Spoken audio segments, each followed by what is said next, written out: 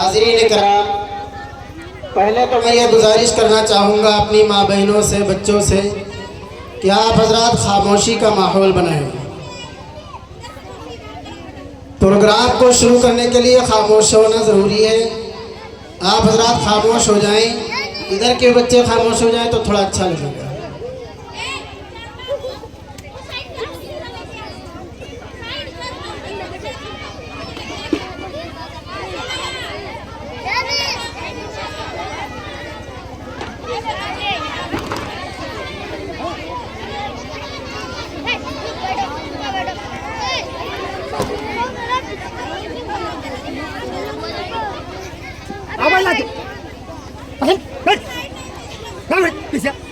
یہ ہمیں لگی مجھے لگی، اب یہ ہر کام نہیں ہے، ہم پکڑ کے ایسے بھائی دے تو پیچھے دبے رہے ہیں، اب یہ ہر کام رہی ہر پیچھے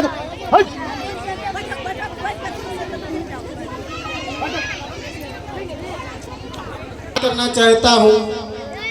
اس سے پہلے میں آئے ہوئے تمام حاضرین کو ہدیہ تشکر و امتنان پیش کرتے ہوئے یہ کہوں گا کہ پیش کرتا ہوں تمنائے محبت کا سلام، پیش کرتا ہوں تمنائے محبت کا سلام، اپنے احباب کو دیتا ہوں مسرت کا پیام۔ دوستو، یہ ہمارا ملک ہندوستان ایک ایسا جمہوری ملک ہے جس کے اندر وہ پھول رہتے ہیں، یہ ایسا باغ ہے جس کے اندر سارے کے سارے پھول ہیں۔ مذہب نہیں سکھاتا آپس میں بیر رکھنا، مذہب نہیں سکھاتا آپس میں بیر رکھنا، ہندی ہے ہم وطن ہے ہندوستان ہمارا، یہی ہمارے اس دیش کی خوبصورتی ہے، یہی ہماری اس دیش کی خوبصورتی ہے۔ بہرحال میں آپ حضرات کو یہ معلوم ہے کہ مختلف ادیان و مذاہب یہاں پر رہتے ہیں، اور وہ جب اپنی کسی مذہبی نشست کا انعقاد کرتے ہیں تو وہ سب سے پہلے اس شخصیت سے شروعات کرتے ہیں جو ان کے نزدیک سب سے زیادہ لائق عظمت و احترام ہوا کرتی ہے۔ تمام مسلمانوں کا یہ مسلمہ عقیدہ ہے کہ قرآن مقدس سب سے زیادہ تمام کتب سماویہ اور تمام کتب دنیاویہ میں قرآن مقدس سب سے زیادہ لائق عظمت و احترام کتاب ہے، کیونکہ قرآن مقدس نے دنیا انسانیت کے اوپر وہ احسان کیا ہے کہ تڑپتی اور بلکتی ہوئی انسانیت کو نشان منزل بتایا ہے۔ قرآن مقدس وہ کتاب ہے جس کی آیتوں کو سن کر پتھر دل موم اور پتھریلی آنکھیں بے ساختہ اشک باری کرنے پر مجبور ہو گئی۔ قرآن مقدس جن کی آیتوں کو سن کر تمام فصحاء و بلغاء، خطباء و شعراء حیران و شزدر رہ گئے،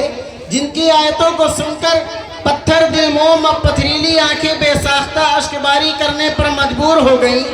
حضرت عمر جیسے جلیل القدر اور جلالی شخص نے بھی جب قرآن مقدس کی آیت طٰہٰ مَا أَنزَلْنَا عَلَيْكَ الْقُرْآنَ لِتَشْقَىٰ سے شروع کرتے ہیں اور وَأَنَا اخْتَرْتُكَ فَاسْتَمِعْ لِمَا يُوحَىٰ إِنَّنِي أَنَا اللَّهُ لَا إِلَٰهَ إِلَّا أَنَا فَاعْبُدْنِی تک پہنچتے ہیں تو حضرت عمر جیسے جلیل القدر اور جلالی شخص کا بھی پتھر دل موم ہو جاتا ہے، اور وہ ایک کہہ اٹھتے ہیں کہ مجھے اس ذات اقدس کی طرف لے چلو جو کائنات انسانیت کو انسانیت کی راہ دکھانے کے لیے آئی ہے۔ چنانچہ حضرت خباب رضی اللہ تعالیٰ عنہ کے ہمراہ پیغمبر اسلام صلی اللہ تعالیٰ علیہ وسلم تک پہنچتے ہیں اور دست بستہ کھڑے ہو جاتے ہیں اور یہ کہہ اٹھتے ہیں فدا گابی امی یا رسول اللہ، اے اللہ کے رسول میں دامن اسلام میں پناہ لینے کے لیے آیا ہوں۔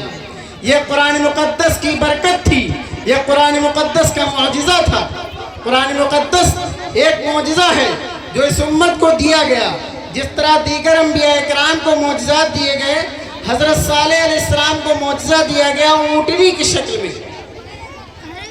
حضرت موسیٰ علیہ السلام کو معجزہ دیا گیا لاٹھی کی شکل میں، ید بیضا کی شکل میں، حضرت عیسیٰ علیہ السلام کو معجزہ دیا گیا پھونکنے کی شکل میں، दम ईसा की शक्ल में, लेकिन दीगर अंबिया कराम के मौजिज़ात उनकी ज़िंदगी में उनके साथ रुखसत हो गए,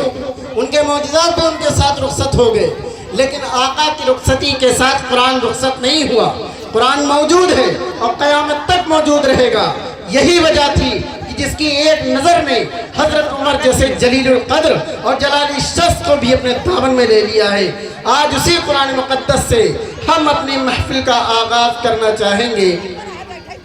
जिसके लिए मैं एक होनहार तालिबा जिसका नाम साबिरा खातून है, मैं ज़हमत सुखन देता हूँ कि तशरीफ़ लाएं और तिलावत कलामुल्लाह से महफिल का बाज़ाब्ता आगाज़ फरमाएं इस शेर के साथ कि कुरान की तिलावत से आगाज़ हो महफिल का, कुरान की तिलावत से आगाज़ हो महफिल का, इस नूर से पा जाएं हम रास्ता मंजिल का। इससे मेरी मुराद साबिरा खातून है। मैं ज़हमत सुकन देता हूँ कि तिलावत कलामुल्लाह से महफिल का बाज़ाब्ता आगाज़ फरमाएं। हेलो